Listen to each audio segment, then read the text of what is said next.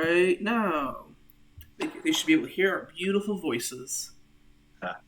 Good evening. Yeah, so welcome to like 11, 12 people who are watching this live to the first Yeah, ever official PBE podcast. yeah. Welcome to first weekly podcast. Thank you, Person Man. You had this idea recently, and head office thought it was a good idea. So I asked head office who can join me. Max responded first. What's up? So we did first come first. So what's up, Leaper? What's up, Loki? Looks like Latestiak is here. Diesel's mad because he's not on here. Sorry, Diesel. Don't rage at me. So we got a fun night ahead of us. We're going to keep it to an hour. So we have some topics we want to get to for the first half hour. Being long-winded, I figured 4 is probably good since there's 3 of us. We can cover. It's like, is this where you talk, bleep? No. Maybe. We'll see if we can get to that.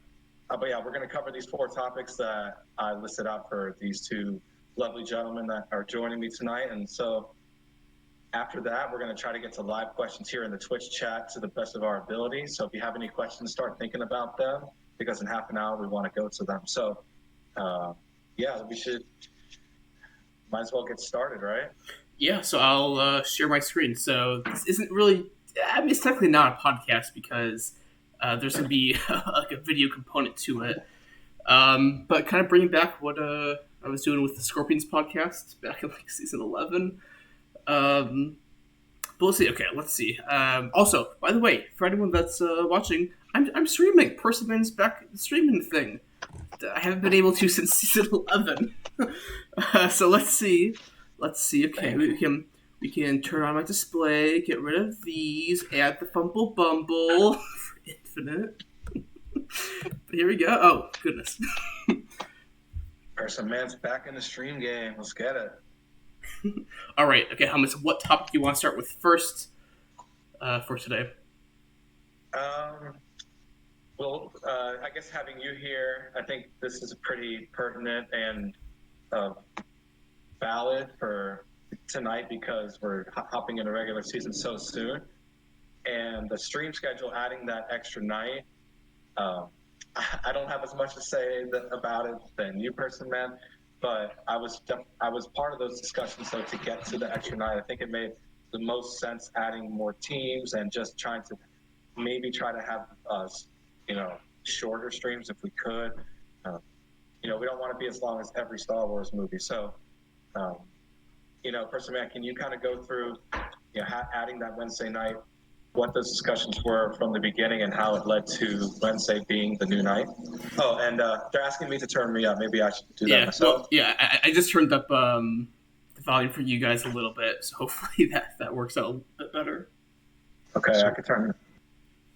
So we'll see in like 20 seconds what they say. But yeah, so for the stream schedule, so up through 12 teams, we were pretty fine with just 3 days. We were able to keep games at about 12 in-game days and then doing 6 to 8 streams from those days.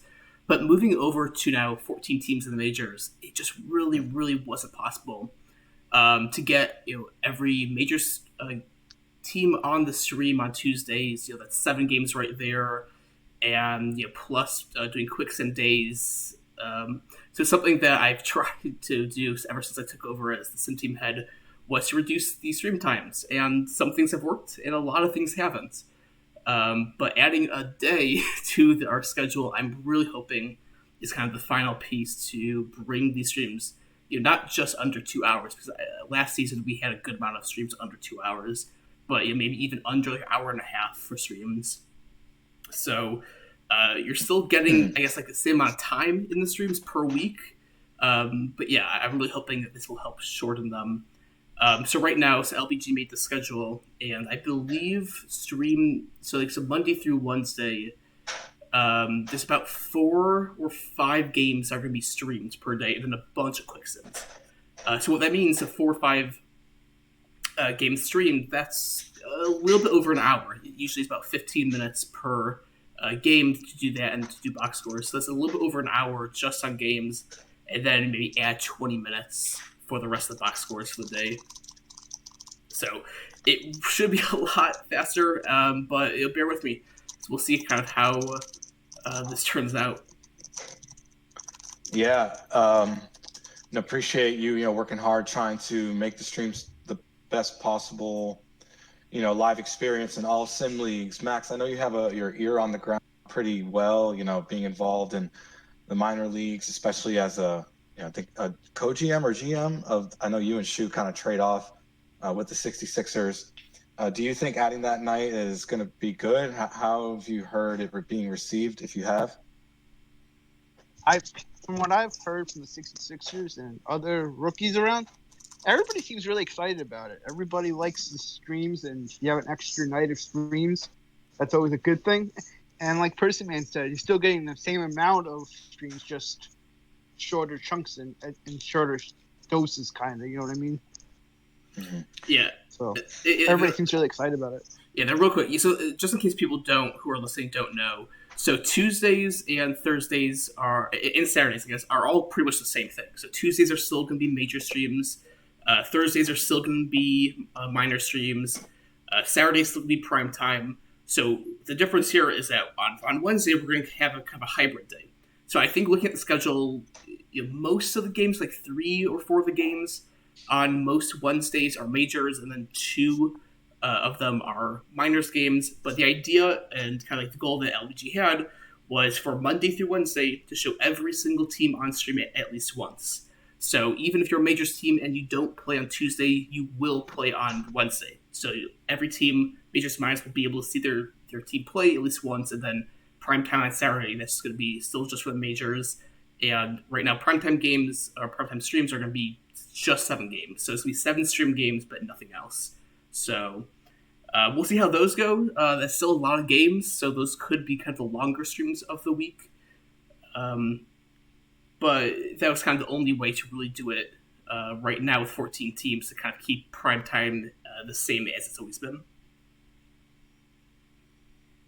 Yeah, and I put a poll up in Twitch. If you're watching on Twitch, you could do this from the mobile app as well. Do the poll through the stream. Looks like we're getting a unanimous yes on adding Wednesday. So people better not kudos. Say no. you're about to break the unanimity here. So yeah, I think I think it's great. I think having everyone streamed once is going to be nice, and having a hybrid night is going to be great too. We'll probably see, the most. If we'll try, that'll probably be one of our bigger nights. I feel like middle of the week for this type of situation where, it's at night and you're like done doing everything and you're ready to start your night. I feel like we've done better in middle of the week streams than a lot of our weekend streams for that reason. Because weekend people are busy, they're out with family, things like that. So the only one that I feel like is an outlier with that was that World Series where we got over 100. But right.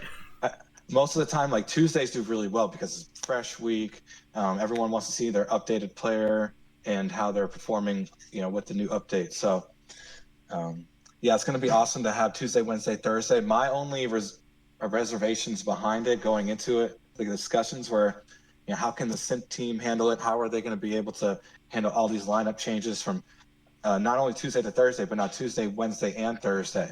So that's going to be. Thank you, LBG. This is fun so far. Sorry, I didn't mean to get sidetracked, but I was just having a good ear on the ground with you, Person Man. I know you know your team really well. You guys are one of the most highest levels of synergy in the whole league is the Sim team. I feel like their opinion mattered a lot with whether or not this would work, and it sounded like a lot of positive feedback from them saying they can handle the load of doing all these lineup changes an extra night. So we appreciate the Sim team so much, especially with this short offseason, adding 2 teams and all of these branding changes. It's been a lot of work, and now we have a lot of actives. I feel like the active base is growing a little bit, like little by little. So it just creates more work. So I'm really, really appreciative for Person Man, Enoch, SD Core, LBG, Miss Obvious, anyone who Super TARDIS especially, people who dive into the file and have to actually make these changes, they're very appreciated. So that's just an extra load of work for them, but I think it's going to pay off because shorter streams, a hybrid night, first time ever. I think it's going to be awesome. Yeah, then we can go on to the next topic just because we're Actually, already at 10 minutes. Yeah, what's up? This is the stream schedule. Does that change how you guys do the playoffs at all? No, so the extra days only for the regular season. So obviously, as people just saw, for spring training, we still only did 2 streams, and then the playoffs are still going to be 3 days. That'll stick to Tuesday, Thursday, and Saturday. Part of that was because, kind of like what Hummus was saying before, with the extra day, if teams want to make more lineup changes, they can, even though that usually doesn't happen in the regular season too often. But it was important to me to leave an off day in real life between every game or every stream in the playoffs, just so GMs have the opportunity to make changes, or else it would really screw things over for us when we get over there.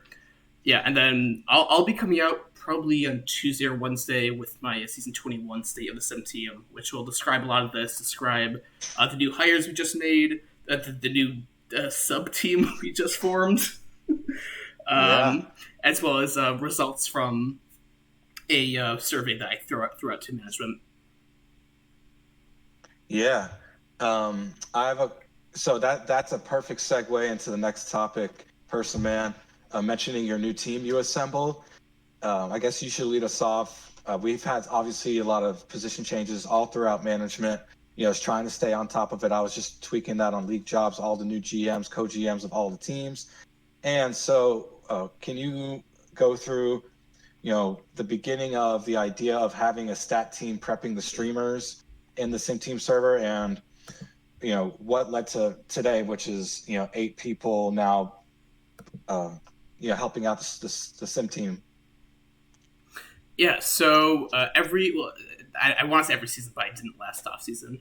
But usually every season since I became Sim Team head, I've put out a survey to management, and people on the Sim Team, just to get feedback to see where we need to improve on, what changes people are liking, what changes people aren't liking, and a lot of the time, ideas I have that usually come out right around the start of the season come from these surveys. And so one of the streamers that we just hired with a Stone user, I think it was him, but he had a reply saying that he would want to look up some stats before each of his streams, so he has something to talk about. And I thought that was a great idea, so I kind of stole it. Asked Thomas if I could start a team just for that purpose, and here we are. Yeah, and that's cool that having a new user like Zone user coming in and it was just kind of just thinking out loud, like, hey, I'm probably gonna want to look things up during the stream. So it's perfect now that he'll have a little notepad to refer to going into stream night. I figured, so you had the idea of having a small team that handles every stream, but I figured, let's assign 2 people per night and let them buddy up and bounce ideas off each other and, create a relationship with those people hosting on those nights. Obviously, it's probably not going to be silky smooth first season, but that's the beauty of this league. It's like, I don't think there's really high expectations of that to do well this season because we've never had it before anyway. So I think this season is going to be a lot of trial and error and see, what's the best way for those people to communicate. That's going to be probably the most difficult part is, how are they going to communicate the notes over and, what kind of notes will work, what won't. Because also a tricky part about being on the stream and co-hosting is, trying to stay on tracks, trying to stay on the actual live game and calling the game as it's coming in. And so, the notes really have to probably be pretty strong to be able to stray off that. So, no pressure or anything, but I think we're only adding value to sim nights, stream nights, so people, when they're tuning in, they're actually getting a pretty good experience. So Max, what'd you think of that when you saw that? Do you think that this couldn't go well, or do you think it was unnecessary? I think it's pretty cool. It gives the simmer something to talk about, and it kind of like, just because we were talking a little bit before the stream started, and how you were saying like the sim is so quirky sometimes. Some things that happen, and something can go on, go missed if you don't pay attention to it. So it'd be kind of cool now to see all those quirkiness come out and be able to focus on it a little bit. Yeah, you're kind of exposing, the craziness of sometimes of the sim, and I think it's going to be great for milestone tracking.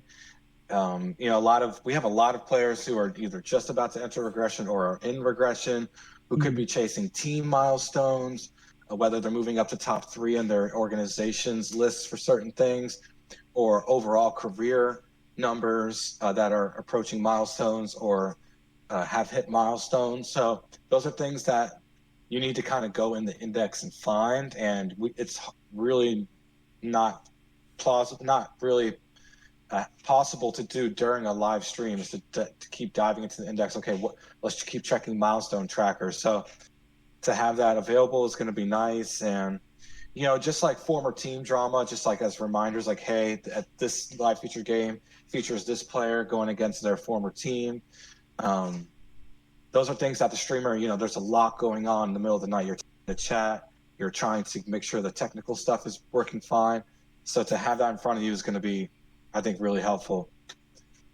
Yeah, then so that to help out the team a little bit, I'll give a couple of freebies. First name, last name. He's played 999 games in the PBE for the Scorpions. So if any who's I think Gold is streaming Tuesday, so he can have my 1000th game in the PBE, and then I think if the Scorpions, if we win the first 2 games of the season, then my regular season win percentage as a GM will be exactly 69%. So a couple of good free stats for y'all. Nice, and not bad. But definitely nice win percentage potentially. But to get that, you have to go 2-0 for 2 games. I think so, because right now I'm at 568 and 256. So if someone wants to work that out, what I need exactly to get a 69%. It's something like win the first 2 games, or go like 5-1 or something. I don't know, but it's very close. Doing the math. So you're at 68.9. Yeah, you're really close. I am like right there. Yeah, so that should, right? Theoretically, it should push you over the hump by getting those 2 wins. 0.69, 420. Leafer.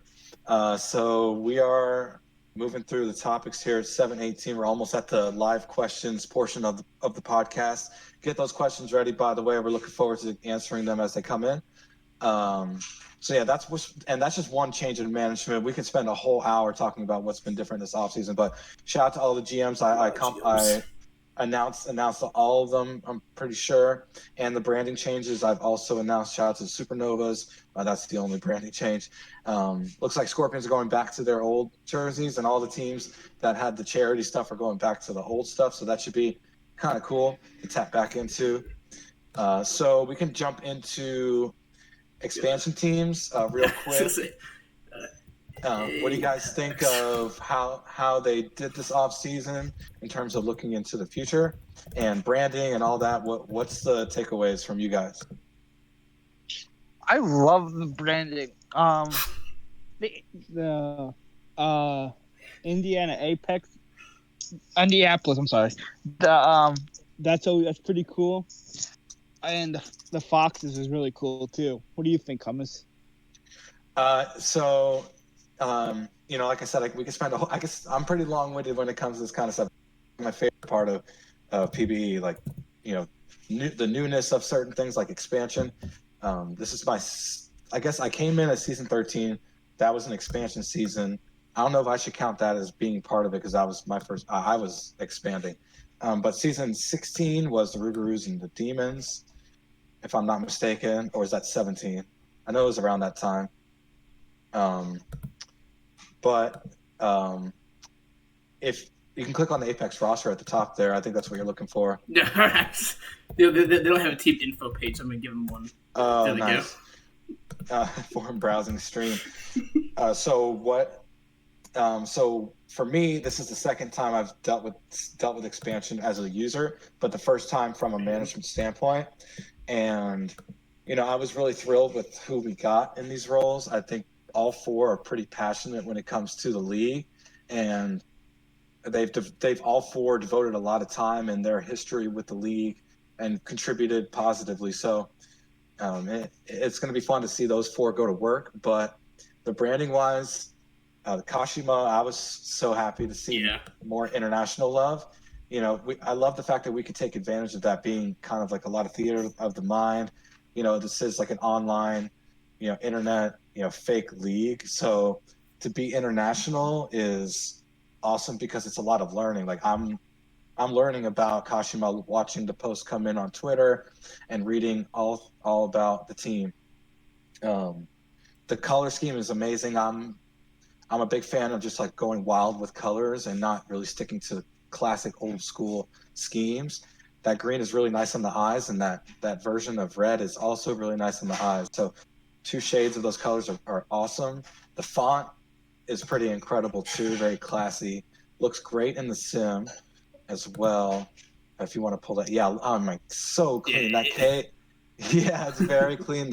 How the color fades from green to red on the screen like that. So a big fan of that, and looks like Kashima's building for the future. I think they have 3 first-round picks next season, if I'm not mistaken. So I think the trick of the trade, Person Man probably knows better than anyone, but just try to compile as many max earners as possible. It's really the trick of the trade is there's no secret really. If you can compile as many max earners as possible that care about their build, that are going to be willing to put in the work, you'll be fine. So what better place to find those than in the first round, especially now that we have the full season to scout players. Scouting is now almost too easy. It went from being extremely difficult to being almost too easy. So that could be something else we can get into as well. But overall, I like what's going on with expansion. Yeah, I think pretty good. I think very good choices for GMs all around. I think that Kashima has probably one of the best branding of a team just in general in the PBE, especially of kind of newer expansion teams. It just looks very, very clean. It looks really, really nice. And I love the Apex. When it came in, I was a little confused at first, but then I think Poe pointed out that it's a racetrack, and I was like, oh my goodness, we're paying homage to one of the premier racing cities in the world, if not the most premier racing cities in the world. I know we have a lot of racing fans in PBE that love cars, that love Formula One. I've heard there's an actual Formula One server in PBE. I just discovered there is. Yeah. Do you want an invite? Yeah, I mean, I'd be down. I know nothing about Formula One, but seeing the racetrack wrap around and form an A, it's pretty cool and clever to notice. You turn your head once, it's a racetrack. You turn your head again, it's an A. So, shout out to, they had someone help them. I can't remember which user helped them build it, but overall, it came out really nice. So, looking forward to seeing them both in the sim. And that color scheme's awesome. And the simple A, it's very minimalist. I love minimalism. So, and I don't know if you've seen the black jerseys. Being in head office, seeing it come in, I kind of have a front row view of that. Mm-hmm. But hopefully we can get that on stream this season. But they're all blacks are amazing. Black cap, black jersey, very clean, very sleek, and so it's going to be awesome. Yeah, real quick to end a point on expansion teams, Leifer pointed out a little bit earlier in the chat that this will probably be the first session of new expansion teams where one of the teams doesn't make the playoffs. I know Kashima, they started off getting a couple of pretty high TP players in the expansion draft. But I mean, for the most part, they pretty much traded everyone away to get picks to get other young players. So this is really the first time in the history of the PBE that both expansion teams are going for, going for the grounds up immediately. So going for a very young team, knowing that they're gonna probably end up close to the bottom in the league record wise. But it'll be really, really interesting. And I think this is also the first time that we'll really be able to compare expansion teams together to see kind of how they're doing. Because every other time we've had one team go for the playoffs right away. Obviously, with the Space Rangers making the World Series in their expansion debut. Yeah, that was historic for sure. Also, to go back to the Apex, in racing, this is the definition of Apex. Yeah. The line starts at the outside of the road, clip point on the inside, and finishes back outside, while maintaining a constant radius throughout. The clipping point is called the apex. Yeah. An early apex line where the driver turns early into the curve allows a faster entry but slower exit. So definitely clever for them. And they're definitely both looking to build for the future. One through picks, one with just young players, it looks like. So, two different timelines, but it's going to be cool to see both sets of GMs being active in building their teams in their locker rooms, and helping players, whether they need help with any baseball questions or any questions about the league itself. I know we're pretty set with that. So yeah, it'll also be interesting because even though they're both going young right from the start, the timelines for when the teams will be competitive should be different. So the Foxes, they have 3 first-round picks to 3 second-round picks in season 22. Apex have a couple of first-round picks, 1 second, but the Apex have 3 first-round picks, 2 seconds in season 24. So Kashima should be getting more younger players sooner than the Apex, and we'll see if that makes a difference kind of in 5-6 seasons. Yeah, and for that, it's kind of a slow burn. You can see what teams like Nashville, New Orleans have been doing. So it looks like they're following a similar model as those teams. So especially New Orleans, they've kind of committed to everyone kind of being in similar regression classes. So it should be interesting to see where they're at in the next 4 or 5 seasons. It looks like we're approaching the half-hour mark. The last topic was going to be off-season transactions, but maybe we can rely on the questions to come in if people want to know specifically, whether it's opinions or what happened, if someone's curious to know the timelines to certain things. It was a pretty hectic offseason. Yeah, there was a lot for the competitive team. Yeah. So how'd you take it all in person, man? I know that you guys looks like you guys are trying to go back to back. Probably didn't need to make a lot of moves, right? Yeah, well, I mean, not really. So we had a pretty good offseason with what we ended up getting. So for signings, we were able to sign Dusty Collins, who's going to be essentially our main stopper in the bullpen for the next few seasons. Very excited to get him. We kind of just had the cap space from previous seasons of front loading, and we needed to kind of fill out our bullpen after losing a few players to inactivity or Haley McConnell. We did protect her in expansion, so we can't retain her. So very, very nice to get him. And then the couple of trades that we made, we got pretty lucky on those two, I think. The draft day trade that we had with Kashima, which moved us up a few spots and allowed us to pick Elliot Alderson. That was pure luck. I believe that Emmy said later on that the reason that she made that trade was because Dren's player wears number 14, and she wanted to draft Dren with pick number 14. So we got lucky that we happened to have that pick. Because I know there were a couple other teams that were not happy about losing out on a trade that could have gotten them Alderson. And then we made a couple other trades, essentially sending over players that we didn't have room for on the team to younger teams. We made one with the Ruger's, we made one with Apex. So yeah, I'm really excited for the season. I think that we kind of survived a lower cap, and we survived expansion at least for this season. I know like season 22 is a whole other story. Um, but I really want to try to break the win record again this season. I don't know if it's going to be possible with a stacked Western Conference. Um, Yeah, but it's, we're gonna it's have not fun. even. It's just divisions, but we honor the fact that the two groups of teams and appropriate the schedule as such. Um, well, we've hit the half-hour mark here on the first ever, PBE official podcast. We're going to be doing this 7 p.m. Eastern every week. Maybe we'll do giveaways some week. Who knows? Depends on how we're feeling.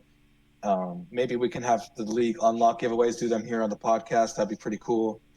But we could jump right into questions. Any questions that came in before, I just kind of try to respond through text in the Twitch chat. But if you have any questions, feel free to ask them now. Yeah. Whether it's open season, you can ask about anything. Yeah. So yeah, then again, like Hummus said earlier, if you want to ask about our opinions on like a trade or on a signing or what we think about teams, just give me some specifics so I can go find it on the site, and we can kind of go through it. And then I think right at the end we should have like right at 8 or maybe a little bit before we should do some season predictions for ourselves. Awesome. See what we think. So yeah, questions. I'll let you guys pick them out. James, I see James Love asked, where should James Love sign next season? I think he should sign wherever James Love wants to sign. Don't want to get into anything like that. I mean, as James Love is a GM, please come back. Please extend in about a couple of days when I DM you about extension. So Max, we'll jump in the next question. Nashville rotation, Vancouver's rotation, which is better? I think he left out DVS because that's probably the clear-cut number one anyway right now. Being the champs especially, that probably has a lot to do with why they made it that far. So, Max, what do you think? I don't know if you've looked at what Nashville and Vancouver both built from a starting rotation standpoint, Max, but who are you giving the nod to? Yeah, I have it up on the stream if you want to take a look. So, you can see what Nashville has. I can go to Vandals in a second. I personally think the Stars have better rotation than the Vandals. Is that a hot take, though? I mean, it's probably accurate. The way PBE I've seen works is if you've been embraced by the sim, I feel like you continue to be embraced by the sim. We saw that with Shitterme's War to TPE article.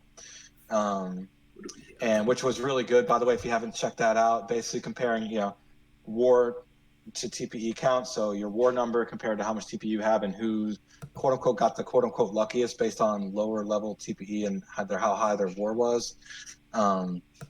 Just trying to proportion that out. So Blue Line has been beloved by the sim. I think he has 8 All-Star appearances in his career. And then you got Barack Obama, former pitcher of the year and World Series champion. And also Grover Wilkenfuss, who's had a really good career everywhere he's been, whether it's Vancouver, Detroit, New Orleans. His player seems to do a cut above the average every season. So having those 3 on the same team that have all been pretty embraced by the sim, I think is going to be dangerous for the West. So definitely not a hot take. Definitely probably accurate. I think until further notice, that's probably the better rotation. Yeah, I would agree. Nashville has very, very strong about pitching. I think overall, I like Vandals. Their entire pitching better. They have pretty good relievers as well. I mean, them trading for Jose 43, which pushed probably Justin Ripspat into the bullpen. That does not hurt them. Yeah, and I think some of the mindset behind pushing Ripspat. I mean, I kind of feel for me, and it's like, where do I go? Do I go train with the the relievers do I train spring training with the starters. But he's one reliever of the year. Then you have someone like Colby Kidd who's also won it. So 2 former relievers of the year in the same bullpen, I don't think hurts. He squeaked it out over me, and he's a couple seasons behind me. So I definitely don't think it's a bad idea to keep him as a reliever. Knowing that, especially with the 130 pitch cap, starters aren't really able to go, into the 9th inning every single game like they were able to before. Relievers are, I think, a little more valuable than they were previously.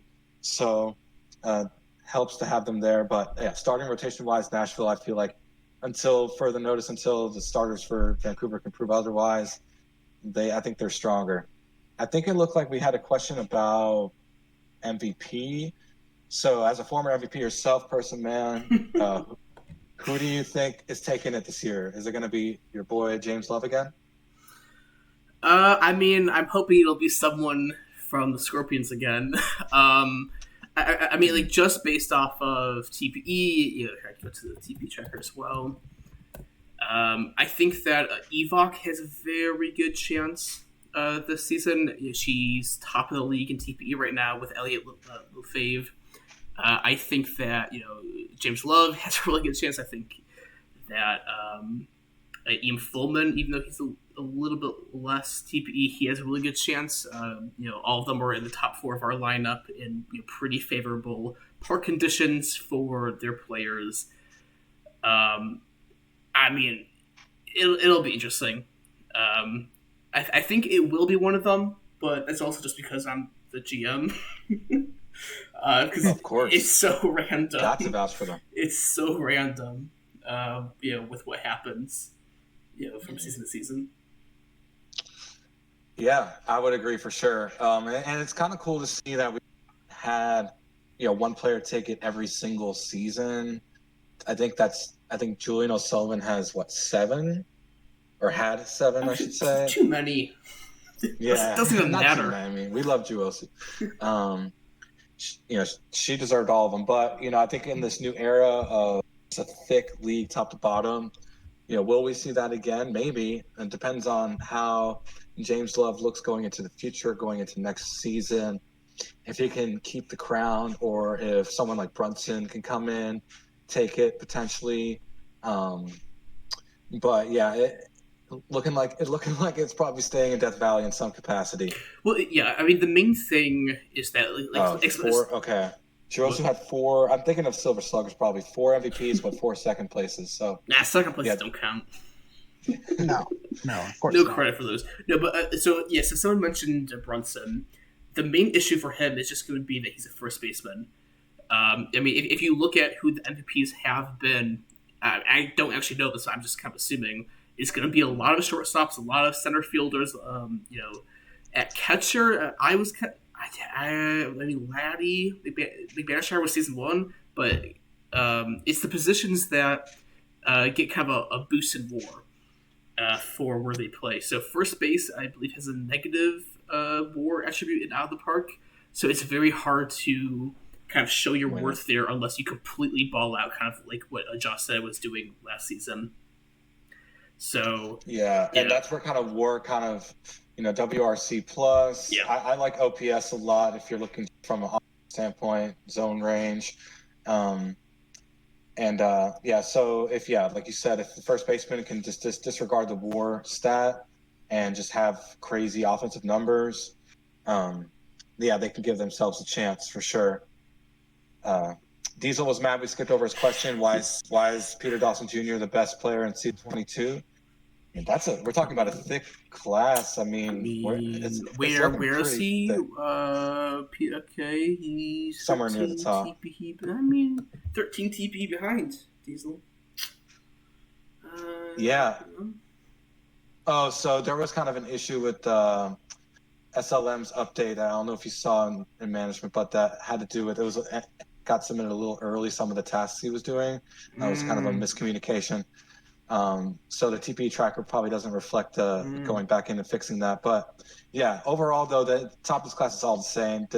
Even you can even include that, but Dawson Jr. Edwards, Takahashi, Remy Ratatouille. A lot of these players are all hovering around the same right now, but it's looking like a kind of a stronger class up top. Just like the people up top are pretty strong. Similar, I think season 21, those first two rounds, I feel like are all going to be career max earners based on what I've noticed on these podcasts they're doing, and hearing from different minor league GMs and just being there for minor league night and seeing them. I think that season 21 is looking good for those first 3 rounds as well, of players who are going to be committed. Hopefully we'll never see another season 14 where we have, I think, 7 actives. That was not fun. Like I'm cool with semi-active, but like literally even semi-active, they have 7 or 8. So I don't think hopefully we'll never have to deal with that again. That probably has thrown a lot of things off with trying to build the player base. So yeah. Oh, James Love, I agree. Season 13 definitely has got to be. If you want to pull that up, person, man, I think that has.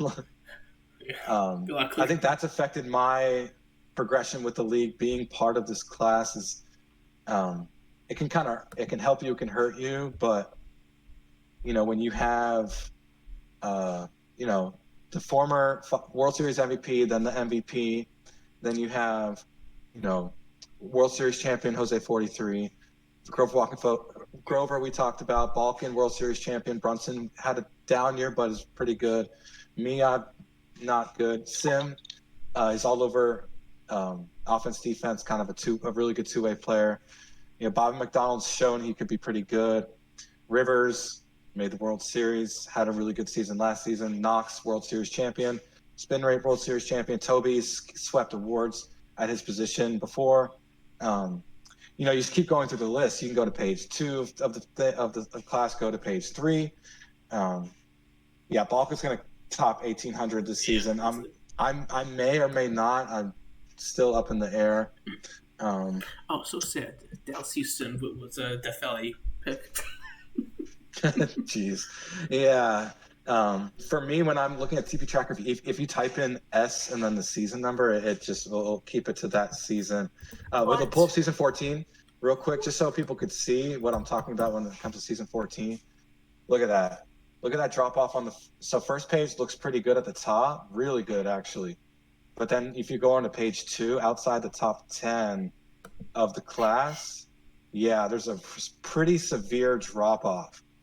But if you go to season 13, type it in, and you go page to page, look at that. First page, really strong. Second page, also really strong. People over 1,000. And then you start dipping into people going inactive. But now I need to see. So now, but you guys, that's another class. If you look at it historically, is really good too. What can you say about your own class? Because you were part of season 9. That I don't know. Like to me, the PBE started in season 9 because that's when I used to be a player. I'm actually surprised there aren't that many people left in here. Well, a few people have retired. I don't know. There was a lot of really good value. I mean, Ryan Tyler went in the 5th or 6th round. McConnell went in the 4th or 5th round. JD Jax went in the second to last round. Marmira went in. By the way, okay, no. So she needs to regress because you're like I don't know. I don't know what that is, but something doesn't look great. I mean, there's a lot of really good people in our class. Although us having only one page doesn't look great for us. But we've hit regression. It's our 4th season, so we're old. Give us a break. Yeah. What's the I'm not looking forward to you answering this question for me personally, but what's the deduction for season 4? Please don't tell me. Oh, do you remember off the top of your head what's the slash? What? So regression, it's like I think. Yeah. So regression goes 12%, 15%, 20, then 25, and then 30 next season. This is 25. Let's see. So season 18, 19, 20. Yeah, it's 25%. The next season is 30%. Yeah, that's pretty severe. It's like I think once you hit regression, it becomes more important to hit these predictions and just try to get everything in. Yeah, not looking forward to that. Being the last season before, it's going to be heartbreaking to see that come through.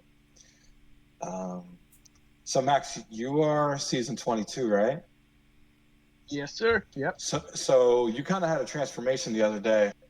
Can you walk us through what your first create for season 22, what the mindset was behind it, and what caused the change of heart, and what now is the new look Max Bellinger Jr.? So that's really actually a good question. So I came in as a catcher, but then after digging a little bit more, we had the off season, and I realized I said catcher is a very hard position to break into because, like person, man, a lot of GMs decide to go catcher, so it's kind of hard to break in. And then I said, I've been a position player. I've been like an infielder, batter since season 3. I've never touched a pitcher before. Wow. So I said, well, why not change it up? I still have the 40 games, whatever it is, to change it. Might as well try a starting pitcher for once. So I said, okay, and I changed it up to starting pitcher. Yeah. Congrats on coming to that decision. What kind of, I guess, is that what led to it? And did any part of your decision have anything to do with the 66ers and trying to help them this season? Because I think that may, being a minor league GM, I feel like you're pretty invested into the results, especially you guys being so close to getting your first ring as an expansion team. 2 years back to back, or is it 3 now? 3. 3. So 3 years back to back, losing in the World Series. Did any of that have to do with the 66ers, or is this all 100% just you being a batter? It has to do a little bit with the 66ers. Like, if I can help them out. I knew it. I was dancing around the issue. I was hoping no one would bring it up. But no, I know how much you love them. And, I guess this puts every other minor league GM on notice. How are you as invested as Max? Maybe not. You might be, but would you be willing to change your position permanently for your minor league team? I don't know if this has ever been done before, where you use the player who used their first year free change came from a minor league GM or co-GM because they want to see that team get over that hump. I want to win a World Series ring so bad, Thomas. You don't even know.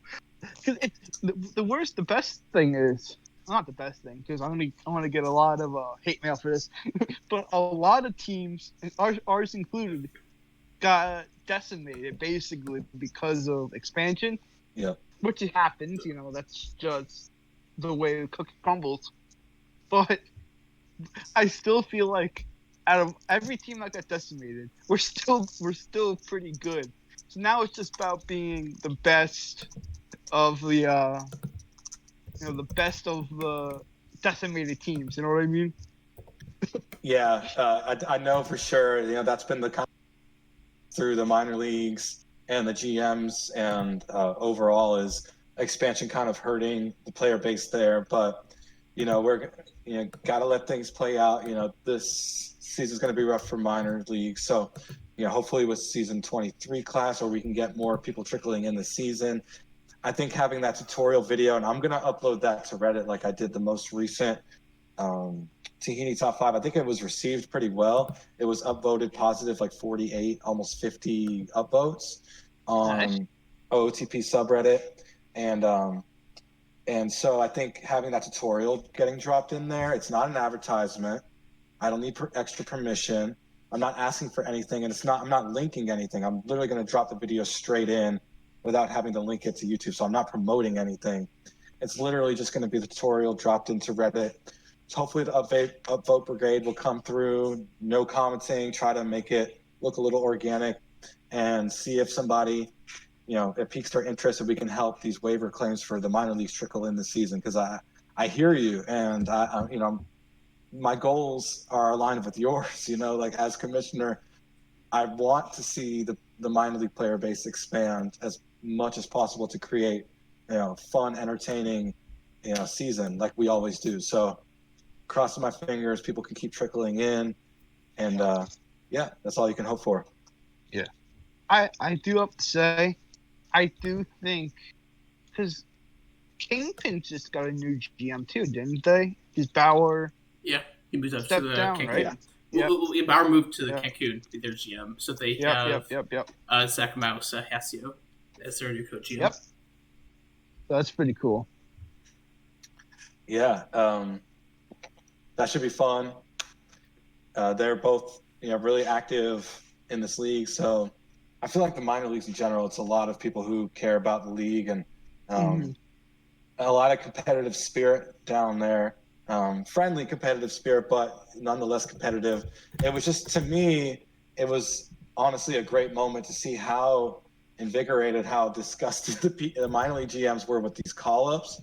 And it's natural, right? Like if I'm the AAA GM of the New Orleans Baby Cakes in real life, I'm not the most thrilled that, with season coming up, middle of the season, we're doing well, and you take one of my best players to the Marlins to get called up. So, it's very similar to what we have here. It's unpredictable when a player is going to get called up. For example, we talked about it recently, but if you make a trade, a major league team makes a trade, to kind of maybe sell at the deadline or something for future picks or something like that to a team that's has space looking to buy a player, essentially. They're going to have to call up a minor league player. There's really no way around it to fill out the roster. So these are just things that minor league GMs just have to deal with, being an affiliated league. And I hear you. I could definitely hear the frustration because it is a smaller base now. But we're pretty happy with how things are going, and we're trying to help you get players. So, first, man, it looks like you got the banner contest up. Yeah. So I kind of forgot to do anything with this until today. So I sent out a Google form to my team earlier today. We had 13 responses. I was just kind of seeing how many responses we had. But if people who are watching this, if you let us know which of these banners you think is the best. Yeah, which one do you guys think we should use? And then we probably won't use the one that you like. There's a lot of really good ones. Two? Yeah, wow, this is just a lot in general. Number 2 is really clean. I love the Crabs banner, but I think maybe they could have stayed a little long. Wave of the GIF. Mm-hmm. Before switching over to the next one. It's a little disorienting when it switches so fast. As one point this one out, number 7, real quick. Beautiful. So the thing that I love about this one is that kind of the wordplay. So Claw season 20. So obviously it's Claw, right? For Scorpions and Crabs, Claw. But then you have season 20, but it's also World Series in the middle. It's such a good idea for the wordplay. I don't think it's going to win just because it doesn't have anything else. It doesn't say the team or anything, but I really like that.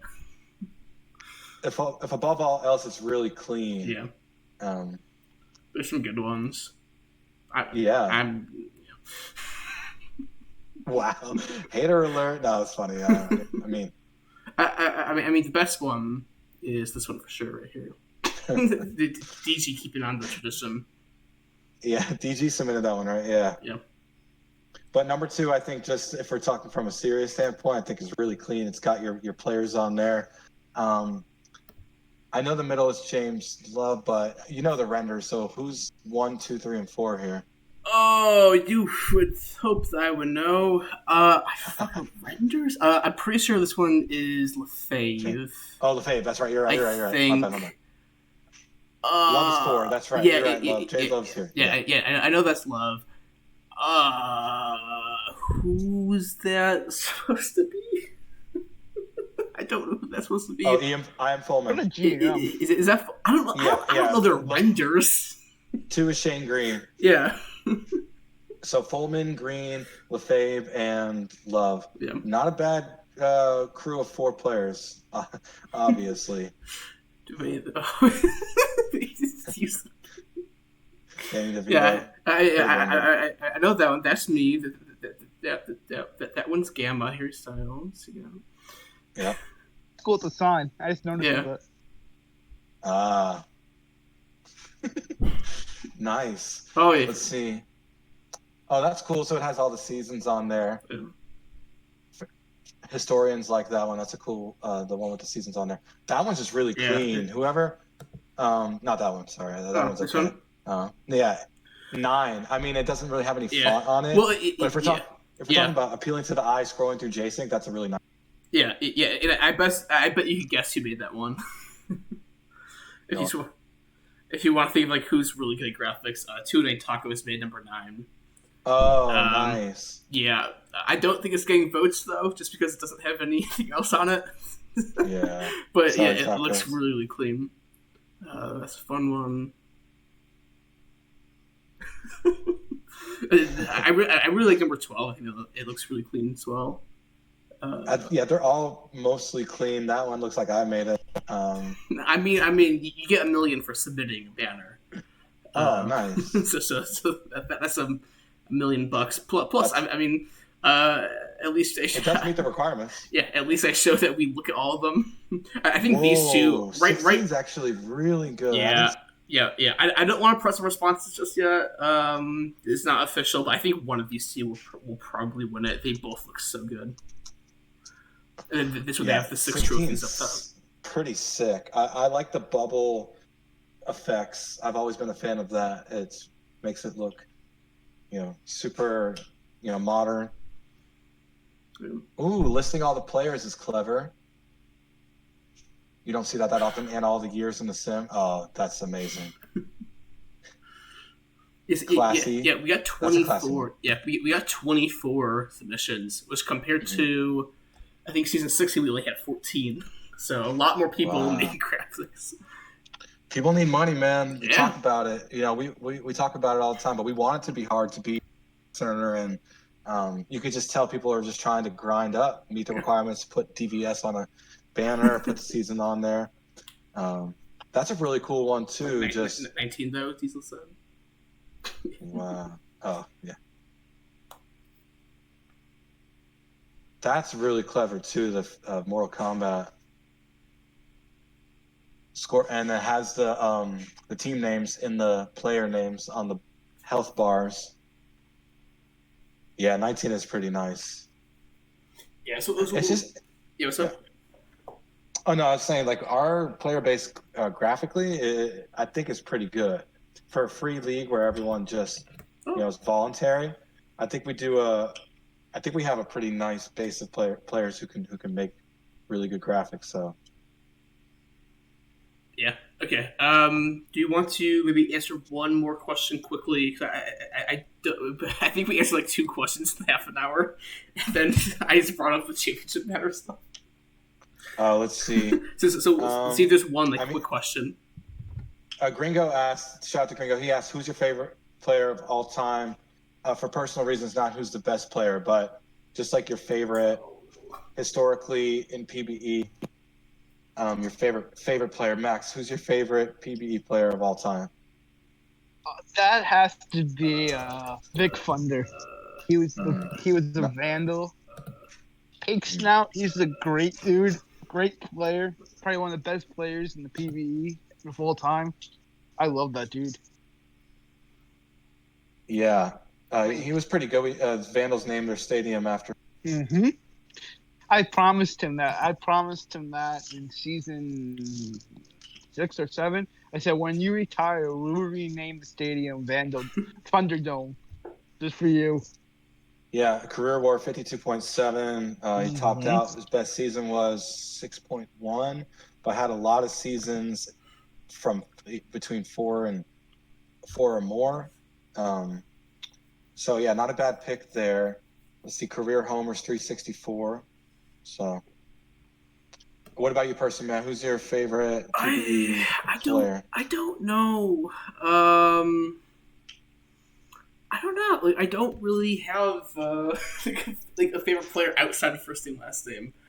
Like, Wow. Wow. okay. So like the reason that I made first name, last name like, at all was because I played catcher when I played baseball, so I wanted to make a player that played catcher.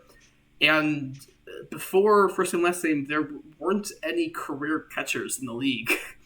Right. That committed to the position and didn't move around. Right. So I think right now, I think first name last name is I want to say the first like long term catcher to have only ever played catcher. You know, and not use a position swap. So I will say that when I first joined the league, like the player in game I looked up to was Ichikawa. What's his first name? Yeah, I can't pronounce Not things. Berzer? Yeah, yeah, but he was the catcher for the Scorpions when I joined the league, and at that time he was the best catcher in the league. You know, I think he won like a boatload. What player was it? I'm looking in the index right now. Oh, you're looking at it already. Oh, Ishikawa. Okay. Yeah, like he was. I don't know. He didn't top out that much. He was inactive when I joined the league, but he was like the catcher to be. So I kind of looked up to his player, and then you know for me it was kind of a big deal when Death Valley called me up and traded away Ishikawa because you know it meant that they were putting all their faith in me, which was pretty cool. And who was the DVS GMs at the time before you took over? Yeah, so when I joined the league, it was Matt Father, and then that was Troutner's first season as GM in season 9 or season. Wow, like, so historical. Yeah, not a bad pick to pick yourself. Career was at a 41 WAR. Yeah, for me, 40. yeah, I'm getting up there. Yeah, it's really good, really good. Yeah, 41.3 WAR. Yeah, and I'm looking at the leaderboards right now. Where would that put you all time? Let's look at the career WAR. I know it's top 10. It's number 1 for catchers. I broke that last season. Nice. Which I was obviously pretty happy with. You're creeping on top 10. Hunter Harrison just won't let up. Yeah, only 2 WAR. But you and Hunter are fighting for the top 10 right now. Got that. Yeah, it's so crazy. Like some of these players having 60s, 80. War on a like. I'm really hoping to. I want to say it's trying to break 50, but that's not going to happen. I really only have this season and next season left in the league before I kind of have to force retire myself to help out the team. Right. So I mean, I'll probably get top 10. Oh, I'll get top 10 eventually, but top 9's gonna be hard. Yeah, you know, this should be an interesting season for that for sure. To see, you know, that's something that team needs to get on. You know, the top 10 WAR leaderboard, and how are you and Spec facing off right now? For me, it's the number 2 WAR pitcher. It's Greg Steiner, a wise man. At the time I got drafted, I'm pretty sure he was the one that pushed for me to be drafted. Him and Rabid were GM, co-GM at the time, if I'm not mistaken. And also being a pitcher, someone I looked up to, looking at his stats, trying to match, see if I can come anywhere near. Probably won't at this point, but he, probably the class of him and Victoria's Secret, Esteban, Rodriguez, probably the 3 best starters of all time. Obviously, you got the best reliever all time, Penny Cowers, 6th all time in pitcher WAR, according to the index. So, yeah, Greg Steiner's great.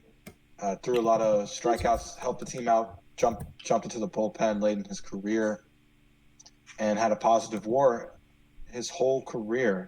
Never dipped under positive, played a lot of seasons, 13 looks like to be exact. So, yeah, definitely my favorite PBE player of all time. Like to marvel at his work. Let's see if I find your scouting. It came up. Oh, back in season 13, you guys have it archived? Oh, yeah. Let's see. We're Austin Bentley. Do you have any notes on you? I joined. Questions. Solid questions. Solid Responses. questions. There you go. What a throwback. So I joined, and then a week later was the draft. I think I joined a big push of recruitment. And so I joined through the OTP sub. And I did all my rookie tasks, I think, within the first couple of days, and wrote a couple articles because I was kind of rummaging through and seeing that's what people like to see. And things just kind of aligned. They had the comp pick, it looked like, that year. So it wasn't a natural first round pick. Mm-hmm. And they needed a relief help. I was a reliever at the time. And everything just made sense for them, but was pretty unexpected. I remember when I got drafted, Casey Colby was on the panel, and he's like, "Yeah, I have no idea who this is or his players." So, fast forward over about a year and 3 months. It's kind of crazy how it all ended up. Wait, what's Brunson on y'all's list? Let's see. This is kind of interesting, getting a front row look into your guys' scouting. Exclusive content here on the PBE podcast as we end our first ever PBE podcast. Let's see. Sim was, definitely a great pick there. You guys got. Is Green drafted? I'm assuming. Is Green mean you drafted the player? Yeah. So Green is that we took them. Everything else is not. Okay. So we had you as a second round talent, like in our second tier, so the second round. Ended up being a pretty solid prediction. Let's see, Misavius, Loki, who were all second round. We had Josh. He's in the chat. We had him as a third round pick. Wow. Go Sox. Yeah, BJ Bryan was a third round pick. Ryan Rose, all the way down there. Wow, Cy Rose. Yeah, McMuffin, DG, third. Yeah. DG's way down there. Wow, yeah. It's always interesting to see how Super Artist is a great pick, 70 something. Now he's a GM. Wow. Looks like there was a request for season 16. Sure. For which player? Tacos. Bobby Daring. Oh, you guys had him super high. Yeah, no surprise. Let's see. Bobby Daring. I had him as a third round. Oh, I thought the numbers. Okay, yeah. Okay. Yeah. So he got reordered in pick number, like when they got picked. Let's see, did he respond? What? I don't know. Wasn't he pumping out a lot of graphics back then? I don't remember. I mean, there were. This is a really strong class. Snubbed. Yeah, let's see. Now he's making graphics for your team, so who's really winning? Okay. Yeah, but it's always interesting to see, look back on these because, when some people first join the league, they don't really talk or they don't respond. So, at least for me, if you're a new player, you don't respond to scouting messages, you get put down here into where I guess we will take you. No, but you get put always to the bottom. Yeah, that's natural. It's kind of how we work. It's probably so different now from y'all's perspective. It's probably checking the bank. It's checking TPE tracker. Those are probably two solid places to look, and just at least talking. I know, Max, I talked to you about. I don't know if I talked to you about it, but minor league GMs, right? You guys probably do a lot of interacting with the major GMs more than you did before, I'm assuming. Max? Is Max still there? Yeah, I'm here. Can you hear me? Yeah, I can hear you. Okay, cool. It depends. Like, a lot of GMs, they have their own thing. They have their own scouting, their own system of doing things. What is kind of crazy is sometimes we get a lot of messages, at least I do, on draft night. That's what, like quickly scrambling, yeah. You don't know how the draft's going to shake out. So as a GM, that's not even that surprising that they're knowing, okay, this player is probably going to be available based on how the draft is going. Let me send a quick DM. Exactly. Yep. Yeah, draft night was definitely interesting. Oh my god. Yeah, it was fun. We could spend a whole hour on that if you wanted Oh my to. god. Yeah, For sure. by the way, real quick, from what I was saying before, we had Slither's neck pretty far down because he didn't respond. He said there as like a 4th-round talent. But Wow. Sneck, where you're all the way down there, a 5th-round talent, didn't respond. You get pushed to the bottom. Right. It's probably, like I said, the easiest indicator. Is there any final questions of the night here before we sign off with our first ever PBE podcast? Before we answer those last questions, thank you everybody for jumping in for the first time, just getting caught up on what's going on with the league. We're going to look to do this every week, probably less off-season stuff as we go on, probably going to dive into more, how the results shake out week 1, a week from today, so that should be fun. But if anybody has any final questions, we'll answer them. We need some graphics. Yeah, sure. Thanks, Tacos. Yeah, not a bad idea. I think I know a guy. There you go. There we go. Yeah. So that's not really a question. That's more of a demand. So thank you for disrespecting us to end the podcast. 209 Tacos. Do you guys have anything to depart with us historically, the first ever PBE podcast? Huge.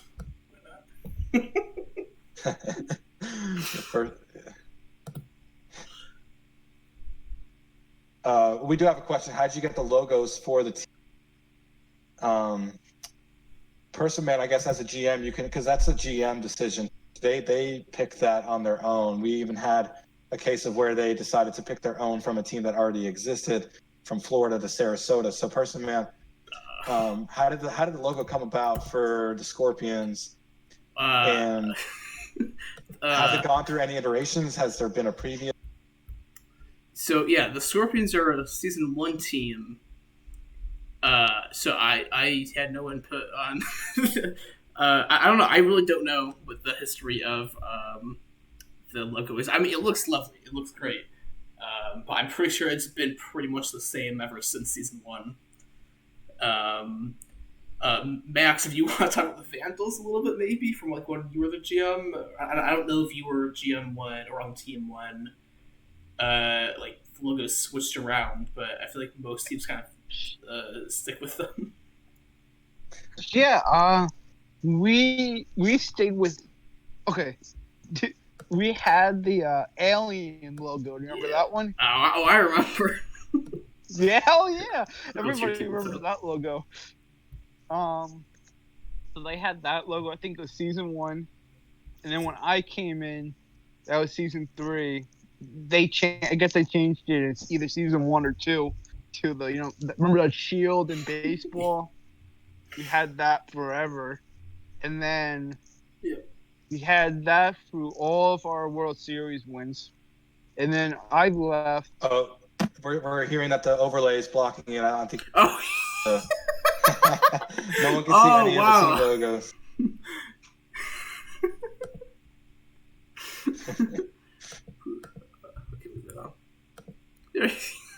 There we go.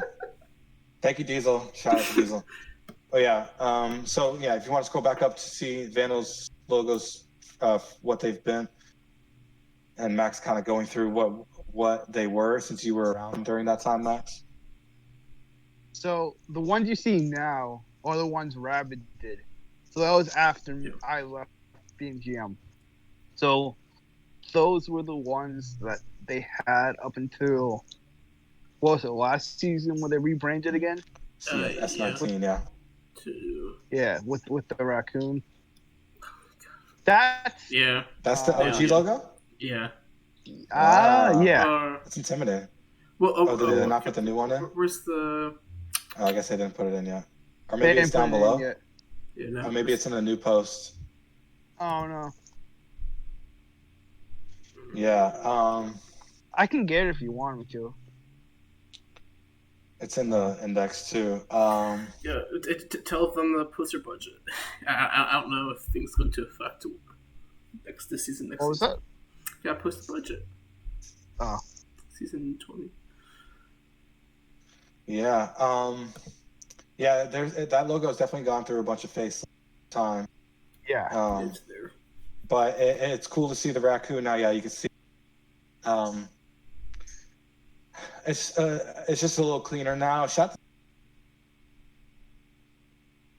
for him. That's symmetric. He is really good at this. They all make everyone's branding. Even if someone has weak branding, I feel like they're amplified by the banner in the locker room. So shout out Oh, to Sim for that. Hummus, I have a question for you. Yeah. You just said if they have weak branding, what team has the weakest branding? um, you can't put me on the spot like that. It's not even. I meant from like a general opinion point of view.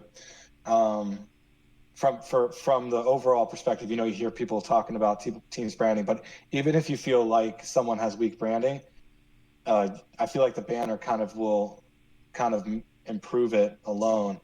Because the branding of people that they don't like I love the Rougarous colors. I've heard people not like it. I've been to New Orleans, and I feel like that team's logo it embodies the city. I'm a big fan of the Toros branding because I'm from Miami. That's Miami Vice.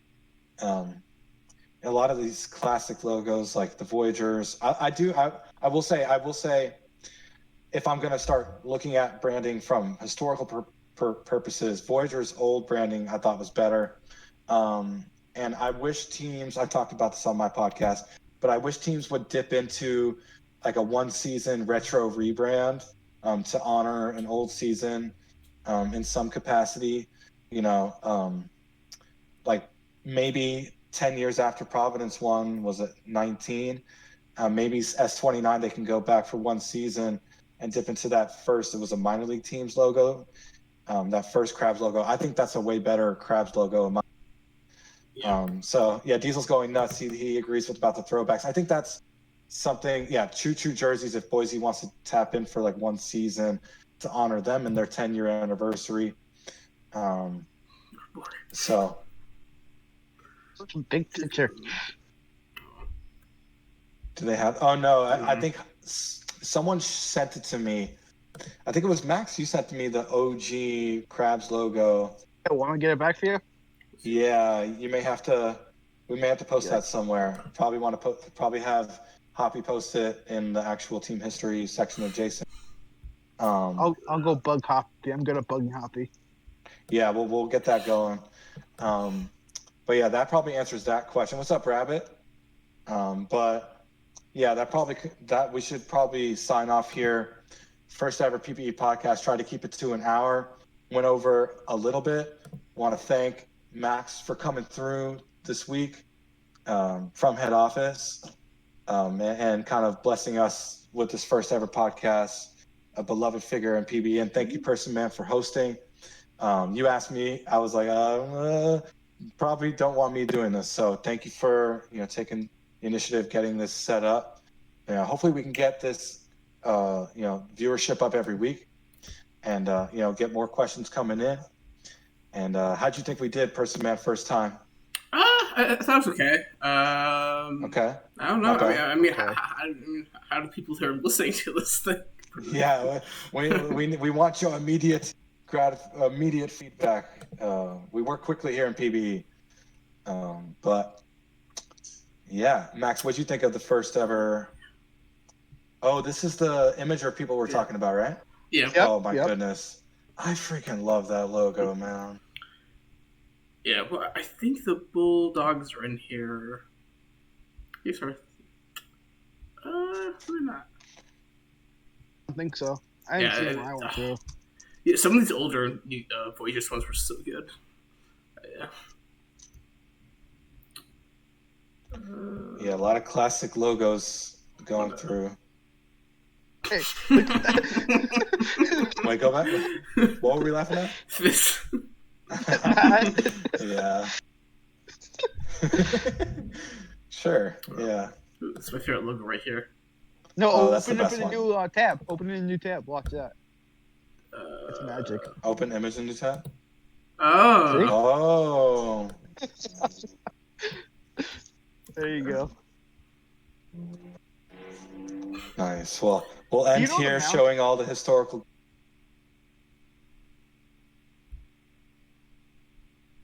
I was gonna say it's probably BBB Big Baller Brand. yeah. So,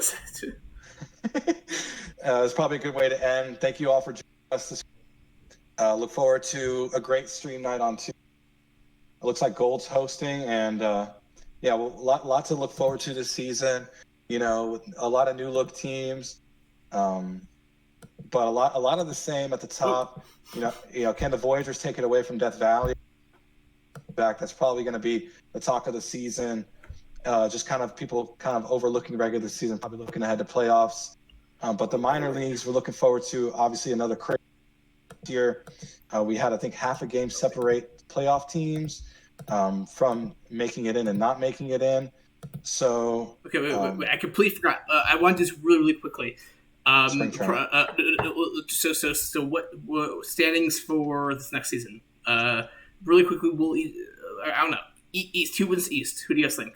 I have Voyagers. You're picking against your team? Well, for the East. I was gonna say, yeah. Voyagers won. That's looking pretty solid. Cancun added some big talent. Yeah. Don't look at spring training at all. I think it's going to go down to New York and Cancun. Providence looking like a rebuild.